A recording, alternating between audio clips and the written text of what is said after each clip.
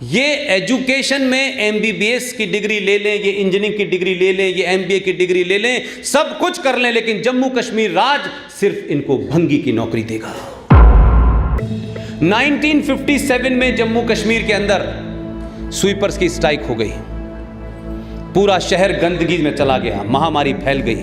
उस वक्त chief minister साहब थे बख्शी गुलाम मोहम्मद साहब। उन्होंने पठानकोट, गुरदासपुर और अमृतसर में अपने 2 कैबिनेट मंत्रियों को यह कह के भेजा कि हिंदुओं में एक कोई कम्युनिटी है जो गंदगी ढोने का काम करती है, उनको ढूंढ के लाओ। यानी शेख साहब की शेखी देखिए, कन्वर्टेड हो गए, बदल गए, तो फिर औरंगजेब के भी बाप हो गए हैं। वो 200 वाल्मीकि लोगों को उन 3 शहरों से कश्मीर ले जाया गया और उनसे कहा गया कि आप को हम नौकरी भी देंगे और हम आपको रहने की इजाजत भी देंगे। यह 1957 की घटना है, मेरी बात को ध्यान से सुनिएगा। लेकिन 1957 में इस देश में किसको चिंता थी कि इस देश में क्या हो रहा है? किसको चिंता थी कि नागरिकता क्या होती है? कौन इन अधिकारों को लेकर के बहुत चिंतित था?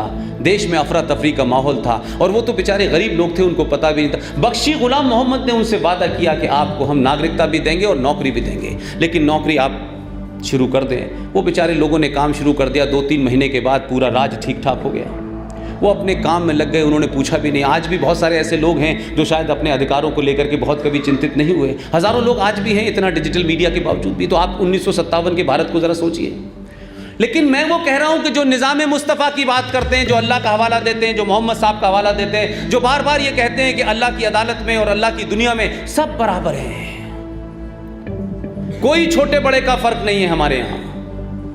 अहमद और अयाज एक साथ खड़े होकर नमाज पढ़ लेते हैं, ना वहाँ कोई राजा है न रंग है, सब बराबर हैं। और इस्लाम में तो सबको बराबरी का दर्जा दिया गया है। इस्लाम किसी को बांटता नहीं है। हमने इसको भी बड़े बहुत दिन तक सुना।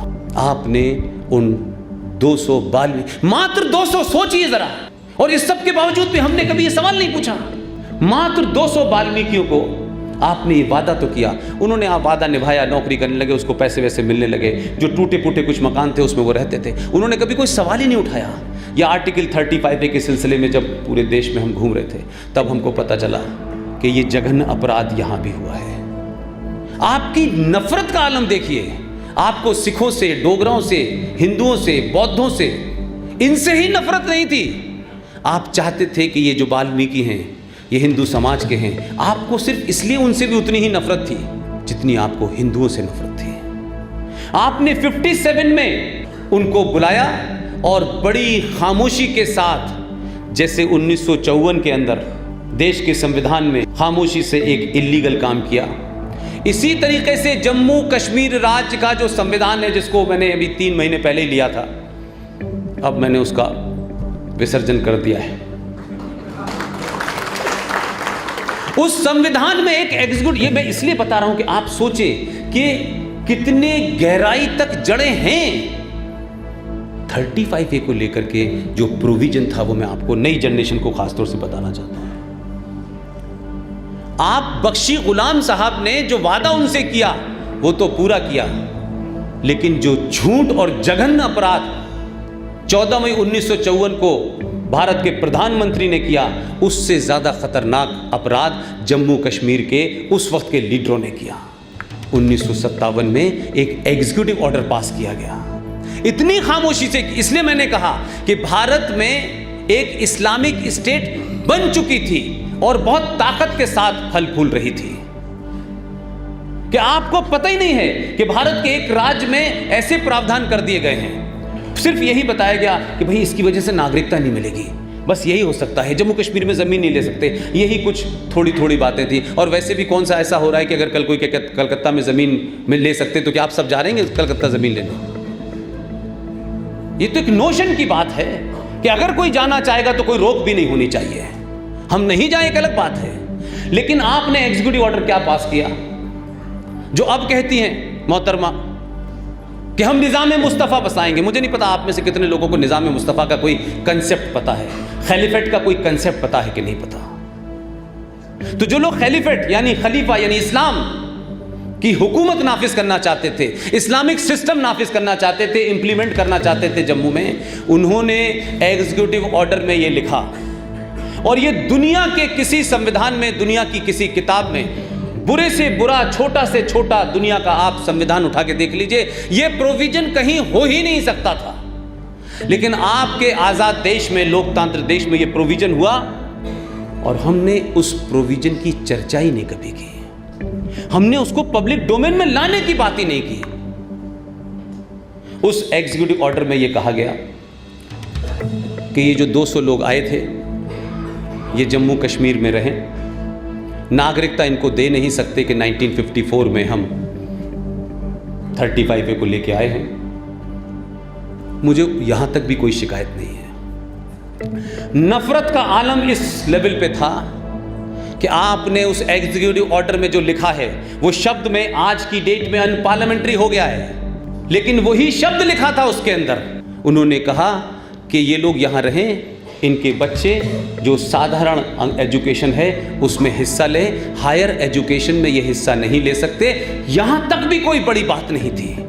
जो असली लाइन है वो ये है कि ये 200 लोग रहेंगे, इनके बच्चे, इनके बच्चों के बच्चे, आने वाली अनंत काल तक, जब तक ये इस्लामिक स्टेट रहेगी तब तक ये बच्चे जम्मू कश्मीर में रह तो सकते हैं, नागरिकता हम दे नहीं सकते, लेकिन ये एजुकेशन में MBBS की डिग्री ले लें, ये इंजीनियरिंग की डिग्री ले लें, ये MBA की डिग्री ले लें, सब कुछ कर लें, लेकिन जम्मू कश्मीर राज सिर्फ इनको भंगी की नौकरी देगा। ये संवैधानिक तौर पर प्रोविजन हुआ। इसके बारे में चर्चा नहीं हुई। प्रकाश अंबेडकर कहां हैं, मायावती कहां हैं, वो तमाम दलित लीडर, आप उनकी चुप्पी देखिए। लेकिन मेरी उनसे भी शिकायत नहीं है, क्योंकि मैं उन दलितों को उस हिंदू परिवार से अलग नहीं मानता। इसलिए मैंने कहा कि उसके लिए मेरा दलित होना आवश्यक नहीं था, उसके लिए कोई पॉलिटिकल पार्टी होना जरूरी नहीं था। लेकिन दुनिया में ऐसी मिसाल नहीं मिलती कि आप किसी के पैदा होने से पहले ये तय कर दें कि ये यही काम करेगा। और जरा सोचिए कि 57 में जिस आज इंग्लिश सिस्टम में आप जाते हैं, आज तो पूरी सफाई का, कर्मचारी का पूरा सिस्टम ही बदल गया। उस जमाने शेख साहब की गंदगी को डलिया में रख के वो लोग जाते थे। कहां मर गए थे इस देश के तमाम सारे वो बुद्धिजीवी जो एक दलित की घटना के ऊपर पूरे देश में आग लगा देते हैं, जो मरने वाले की जाति पहचान लेते हैं, लेकिन उससे अलग जाति का कोई मरता है तो नहीं कोई बताता है कि आज एक ब्राह्मण का मर्डर हुआ है, आज एक ठाकुर का मर्डर हुआ है, आज एक काइस का मर्डर हुआ है। लेकिन एक खास किस्म की जाति के लोगों के मरते ही धर्म और उनको उनकी जाति पता चल जाती है। वो लोग कहाँ थे 70 साल में? वो नेता कहाँ थे? वो समाज कहाँ था? वो प्रोफेसर कहाँ थे जो बड़ी बड़ी बातें करते हैं? भाई आज उनकी गिनती 2.5 लाख है। इसलिए आर्टिकल 35 पे हटने, अगर इस दुनिया में सबसे ज्यादा अगर कोई बड़ी बात हुई है तो सिर्फ एक ही बात है मेरे लिए जो संतुष्टि की है।